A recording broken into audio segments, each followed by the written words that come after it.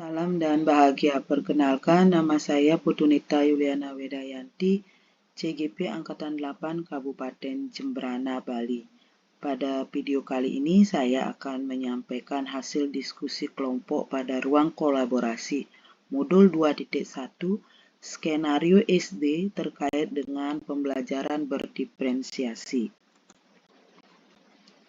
Sebelumnya saya akan perkenalkan nama kelompok 1. Ada Bapak Kadek Sudo Wirawan, Iketut Edi Armawan, ada saya sendiri, kemudian ada Ibu Nimade Supriyani. Pada kesempatan ini pula saya perkenalkan fasilitator saya Bapak Muhammad Sodik dan pengajar praktek Ibu Ida Ayu Putu Adnyaningsih. Baiklah, pada kesempatan ini saya akan menyampaikan tentang pengertian pembelajaran berdiferensiasi menurut Tomlinson tahun 2000. Jadi, pembelajaran berdiferensiasi merupakan serangkaian keputusan masuk akal atau common sense yang dibuat oleh guru yang berorientasi kepada kebutuhan murid. Adapun ciri-ciri dari pembelajaran berdiferensiasi ini yaitu memiliki tujuan pembelajaran yang didefinisikan secara jelas, guru dapat menanggapi atau merespon kebutuhan murid, lingkungan belajar yang mengundang murid untuk belajar, manajemen kelas yang efektif, serta penilaian yang berkelanjutan. Aspek kebutuhan siswa dalam pembelajaran berdiferensiasi ini yaitu kesiapan belajar. Kesiapan belajar ini merupakan kapasitas untuk mempelajari materi, konsep, atau keterampilan baru. Yang kedua ada minat murid. Minat murid ini merupakan suatu keadaan mental yang menghasilkan respon terarah kepada suatu situasi atau objek tertentu yang menyenangkan dan memberikan kepuasan diri. Serta yang terakhir profil belajar murid. Profil belajar murid ini mengacu pada cara-cara bagaimana kita sebagai individu paling baik belajar. Berikut akan ditampilkan skenario pembelajaran situasi 2 yaitu untuk SD. Skenarionya adalah Pak Darmawan adalah guru sekolah dasar. Minggu depan ia akan mengajar murid-muridnya materi tentang cara kerja salah satu sistem organ tubuh manusia, yaitu sistem organ pencernaan. Pak Darmawan mempersiapkan beberapa sumber belajar yang menurutnya akan membantu murid-muridnya belajar sesuai dengan kebutuhannya.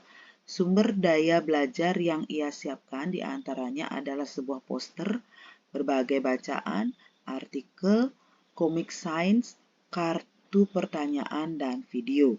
Di awal pembelajaran, Pak Darmawan memberikan penjelasan kepada semua murid yang ada di kelasnya tentang tujuan pembelajaran dan konsep kunci yang ingin anak-anak kuasai. Melalui proses tanya jawab dan contoh-contoh, Pak Darmawan juga memastikan bahwa murid-muridnya memahami apa yang maksud dengan sistem. Setelah itu, Pak Darmawan meminta murid-muridnya mulai bekerja dalam kelompok sesuai tingkat kemampuan membacanya dan menyesuaikan teks yang akan dibaca. Dalam 1 minggu tersebut, setiap kelompok akan mendapatkan target untuk menyelesaikan kegiatan yang telah disepakati oleh Pak Darmawan. Dari situasi tersebut, hal pertama yang dilakukan Pak Darmawan adalah menentukan kebutuhan belajar murid, seperti menyiapkan sumber belajar yang relevan dan tersedia dengan mudah sesuai kondisi atau sarana prasarana sekolah. Kedua, mengelompokkan murid sesuai dengan tingkat kemampuan membaca. Ketiga, menyesuaikan tingkat bantuan yang diberikan kepada murid. Dan yang terakhir, membuat penilaian berjenjang. Kebutuhan murid yang sedang dipenuhi oleh Pak Darmawan yaitu kesiapan belajar, meliputi menyiapkan berbagai sumber bacaan seperti poster, komik sains, buku, atau artikel dan video. Kemudian mengelompokkan murid berdasarkan tingkat kemampuan membaca. Di sini ada kemampuan yang kurang, sedang, dan tinggi. Kebutuhan murid yang berusaha dipenuhi terkait dengan minat belajar murid, yaitu memberikan kebebasan pada setiap kelompok untuk memilih kegiatan yang telah dipersiapkan oleh Pak Dermawan. Selanjutnya, kebutuhan murid yang berusaha dipenuhi terkait profil belajar, yaitu gaya belajar sesuai dengan tingkat kemampuan membaca. Strategi pembelajaran berdiferensiasi yang digunakan dalam situasi tersebut yaitu strategi konten, proses, dan produk. Yang terkait dengan konten yaitu variasi bahan ajar, kemudian yang terkait dengan strategi proses, variasi terhadap proses pembelajaran, serta produk, variasi hasil kerja murid. Yang termasuk ke dalam diferensiasi konten dalam situasi tersebut yaitu komik, bacaan, daftar kegiatan, poster, dan video singkat. Yang tergolong ke dalam diferensiasi proses yaitu membaca buku atau membaca artikel atau membaca komik, kemudian mengamati poster atau diagram, mendiskusikan, dan kemudian membuat ringkasan untuk menunjukkan pemahaman tentang isi poster tersebut. Membuat sebuah cerita kreatif dari perspektif seorang, makanan yang menarasikan alur pencernaan, mewawancarai petugas UKS, serta menjawab kartu-kartu pertanyaan.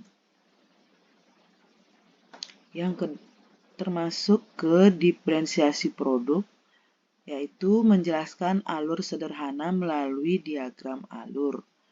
Ini diberikan kepada murid yang memiliki keterampilan membaca kurang, membuat sebuah cerita narasi tentang alur pencernaan.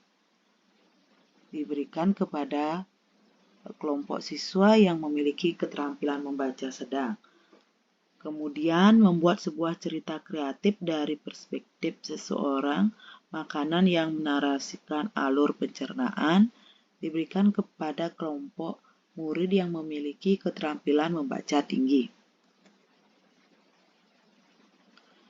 Penilaian yang dilakukan yaitu penilaian proses, membuat catatan penilaian selama proses pembelajaran.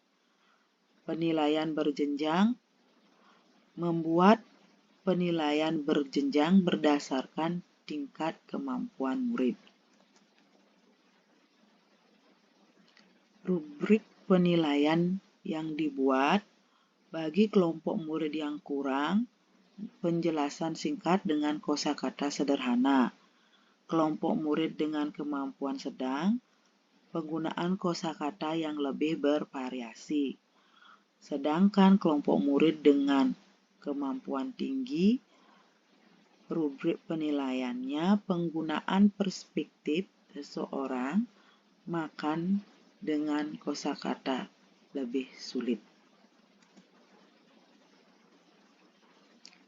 Kesimpulan dari diskusi kali ini yaitu pembelajaran berdiferensiasi merupakan usaha terbaik guru untuk menyesuaikan proses pembelajaran di kelas dalam memenuhi kebutuhan murid dan berfokus pada kesiapan belajar, minat belajar murid, dan profil belajar murid.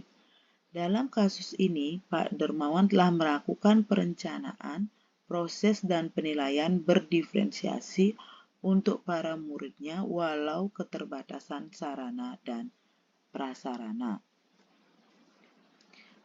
Demikian pemaparan hasil diskusi kelompok kami.